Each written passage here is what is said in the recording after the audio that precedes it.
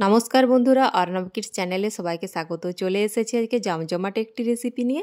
আপনারা স্কিপ না করে পুরো ভিডিওটা দেখতে থাকুন আমি কিভাবে এই রেসিপিটা বানাই। আজকে কিন্তু আমি লাউয়ের খোসা দিয়ে দারুণ স্বাদের একটা রেসিপি বানাবো। তার জন্য আমি লাউয়ের খোসাগুলো ফেলে না দিয়ে ঠিক এরকমভাবে কেটে আমি পরিষ্কার করে ধুয়ে নিয়েছিলাম। এরপর আমি গ্যাসের মধ্যে প্যান বসিয়ে দিয়েছি। দেখুন প্যানটা কিন্তু গরম হয়ে গেছে। এখানে দিয়ে দিলাম পরিমাণ মতো সরিষার তেল। এরপর এখানে আমি ফড়ঙ্গে দিয়ে দেবো 2টো শুকনো লঙ্কা। এরপর এখানে আমি দিয়ে দেবো হাফ চামচ মতো গোটা জিরে। এরপর আমি ওই লাউয়ের যে খোসাটা কেটে রেখেছিলাম সেই খোসাটা আমি এখানে দিয়ে দেবো এই তেলের মধ্যে। দেখুন আমি দিয়ে দিলাম। এরপর এগুলো আমি খুব ভালোভাবে নাড়িয়ে চাড়িয়ে মিশিয়ে নেবো। দেখুন সুন্দরভাবে আমি খোসাটা নাড়িয়ে চাড়িয়ে মিশিয়ে নিলাম ফড়ঙ্গের মধ্যে। এরপর আমি এখানে দিয়ে দেবো একটা আলু। আমি আগে থাকতেই একটা আলু মিডিয়াম সাইজের কেটে ধুয়ে রেখেছিলাম। এরপর সেই আলুটাও কিন্তু এখানে আমি দিয়ে দিলাম। এরপর আলু আর লাউয়ের খোসা একসঙ্গে আমি খুব ভালোভাবে নেড়ে চেড়ে কিন্তু মিশিয়ে নিচ্ছি। দেখুন খুব সুন্দরভাবে আমি নেড়ে চেড়ে মিশিয়ে নিলাম। এরপর এখানে দিয়ে দিচ্ছি স্বাদ অনুযায়ী লবণ।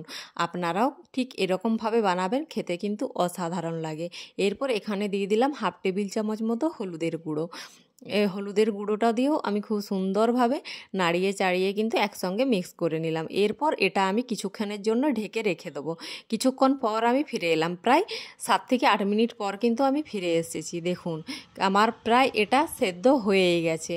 অর্ধেকটা প্রায় 80% মতো কিন্তু সেদ্ধ করেই নিয়েছি। এরপর এখানে আমি দিয়ে দিলাম কেটে রাখা পেঁয়াজের কলি। দেখুন এটা কিন্তু দিলে অসাধারণ লাগে।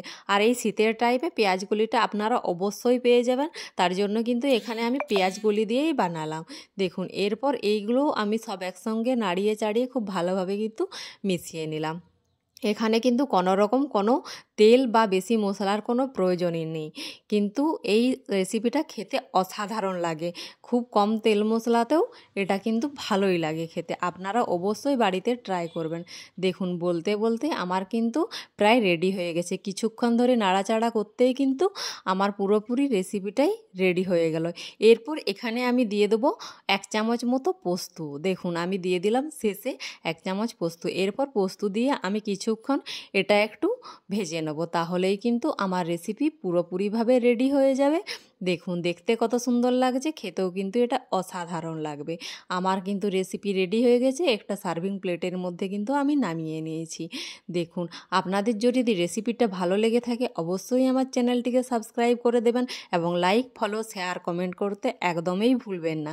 ফিরে আসছি নিত্য নতুন রেসিপি নিয়ে। ততক্ষণ ভালো থাকুন, সুস্থ থাকুন, সাবধানে থাকুন। দেখা হচ্ছে নেক্সট একটা ভিডিওতে।